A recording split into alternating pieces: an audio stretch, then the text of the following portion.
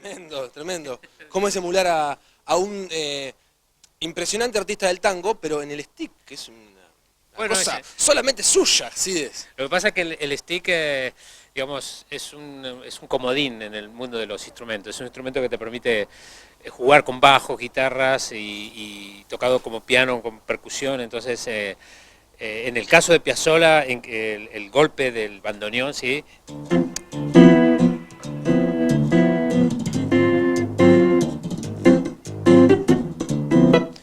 Ese golpe estaba, yo lo relacioné con el stick y por eso hice esa versión de Piazzolla. Por eso te llegó el sonido al stick.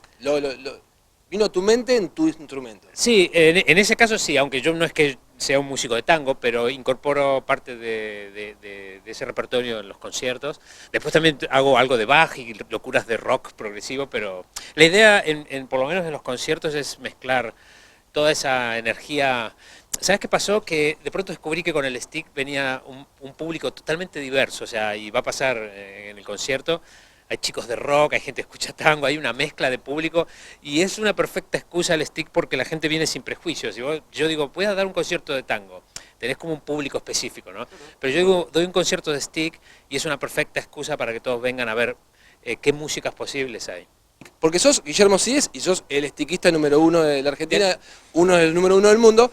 Emmett Chapman. Sí, correcto. Inventó el Chapman Stick. Sí, cuéntale a la gente qué es, porque bueno, el Chapman Stick es un instrumento que inventó un luthier que vive en Los Ángeles, sí, en California, y de hecho tiene un taller que es su garage, en la garage de la casa. No es ni más ni menos que un luthier que podría vivir en Córdoba y que ha inventado un instrumento y lo envía a diferentes partes del mundo. Es una historia pequeña la del stick, pero se hizo popular porque, bueno, usaron músicos como Peter Gabriel, King Crimson.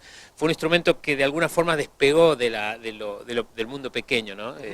Y en mi caso, bueno... Este es el embajador del stick en el mundo. ¿Esto es correcto? No hay manera de despegar mi concierto del instrumento, porque de alguna forma cada vez que doy un concierto también hago una difusión del instrumento. Entonces traté de hacer un trabajo doble artístico y de divulgación, entonces por eso fundé el Centro de Stickistas en Argentina, después lo hice en España cuando fui allá. Hoy sí, vivís. Ahora vivo en Barcelona y también hice el mismo trabajo que hice aquí en Buenos Aires y entonces un poco voy y vengo, ¿sí? Hago giras acá, hago giras allá. Quedaste 3 años medicina en La Plata. Exactamente, estuviste leyendo. ¿Dónde quedás? Bueno, son locuras de la vida. Después de estudiar 3 años de medicina en La Plata, fui a Buenos Aires a hacer música y ahí comenzó la historia. Sí. En el 92 aparece Sí. este instrumento, bueno, como dijimos, inventado en el 70, pero es como que se encontraron. Es como Sí, Pichuco, sí.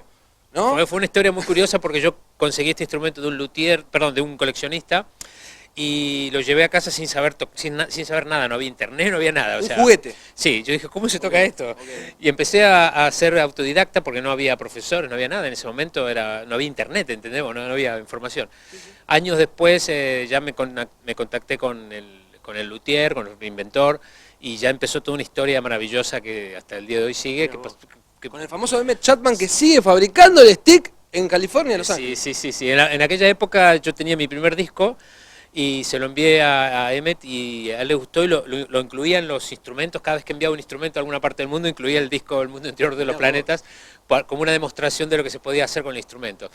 Y desde aquel día hasta hoy pasaron 1000 cosas, o sea, viajes y... Pero perdón, ¿te acordás el primer día cuando lo compraste que era un juguete? ¿Cómo salió el primer sonido? ¿Qué hiciste? Porque te gustaba la música, yo hacía así, una influencia rockera. Yo hacía así y sonaba maravillosamente y entonces empecé a trabajar con ejercicios y me acuerdo que allí salió el primer tema. ¿Sí? ¿Qué era así? Sube los niveles, esto que es más difícil, atención. Sube los niveles.